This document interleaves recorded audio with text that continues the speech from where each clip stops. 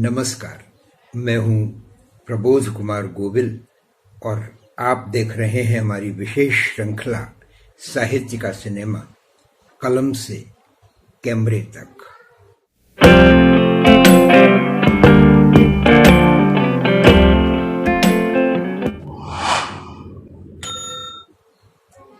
मार्च का महीना प्रायः होली का महीना होता है और इस अवसर पर मौसम बदल जाते हैं। आज होली के दिन हम बात करते हैं आपसे ऐसे ही एक बदले हुए मौसम की।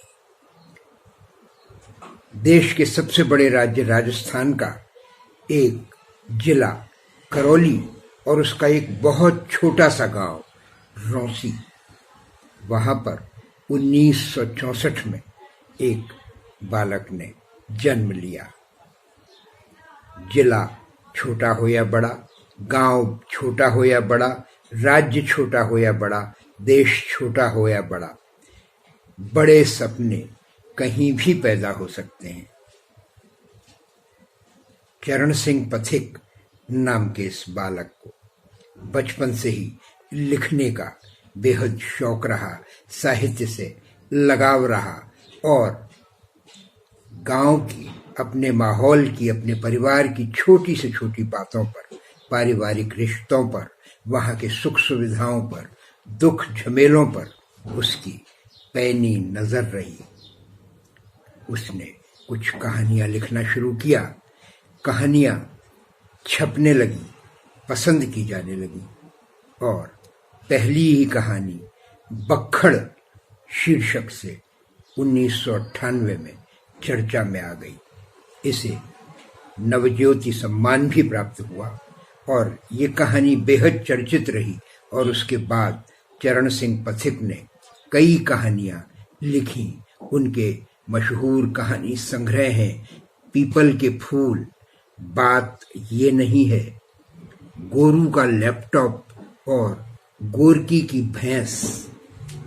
इन कहानियों में एक नयापन तो था ही, साथ ही बेहद सादगी के साथ उतारे हुए जटिल जीवन की शुरुआत की बातें चस्पां थी, जुड़ी हुई थी।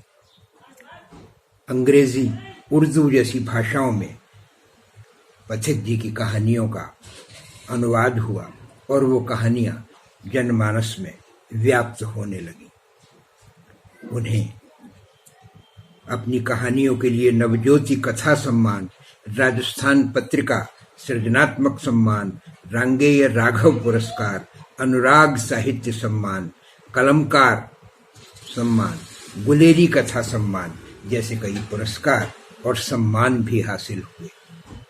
वे चकमक, बालहंस, जनसत्ता, बाल भारती जैसी प्रतिष्ठित पत्रिकाओं में नियमित छपने भी लगे और तभी लोगों को, खुद उनको, उनके साथियों को ये लगा कि चरण सिंह पथिक के मानस में एक सपना है जो समय के साथ धीरे धीरे बढ़कर सामने आता गया और चरण सिंह पथिक ने आवेदन किया नेशनल स्कूल ऑफ ड्रामा या पूना इंस्टीट्यूट में पाठ्यक्रम पूरा करने का उन्होंने आवेदन किया, लेकिन उनकी उम्र के साथ साथ उनकी शिक्षा तब तक बीए भी पूरी नहीं हुई थी।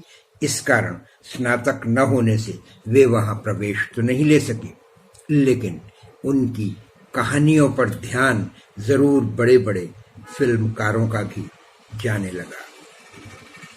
जो चरण सिंह पथिक बेहद सादगी से ग्रामीण पृष्ठभूमि में पढ़ते हुए कभी क्रिकेटर बनना चाहते थे, क्रिकेट खेलना चाहते थे, रणजी ट्रॉफी में खेलना चाहते थे, वो लेखन की दुनिया में कदम बढ़ाते गए और घर वालों के दबाव और आग्रह में उन्होंने अपनी जीविका के लिए, अपने रोजगार के रूप में शिक्षक बनना तय किया और तभी उनकी मुलाकात कुछ बड़े फिल्मकारों से भी हुई।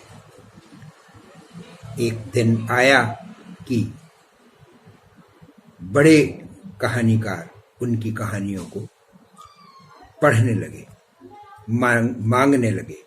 एक कहानी पाठ के कार्यक्रम में उन्होंने गुलजार के सामने भी कहानी पढ़ी, जहां दीप्ति नवल मौजूद थी और श्रोता वर्ग में भी कई शुभचिंतक और संजीदा लोग उपस्थित थे। ऐसे में विशाल भारद्वाज ने उनकी एक कहानी को पढ़ने के बाद उनके गांव में कदम रख दिया।